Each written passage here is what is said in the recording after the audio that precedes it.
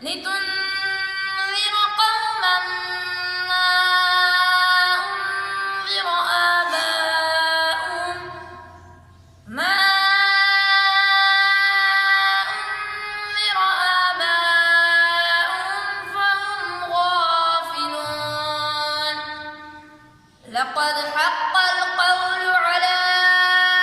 أكثرهم فهم لا يؤمنون إنا جعلنا في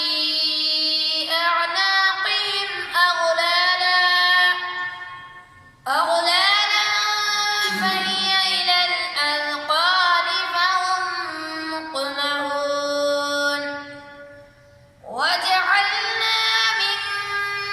بين أيديهم سدا ومن خلفهم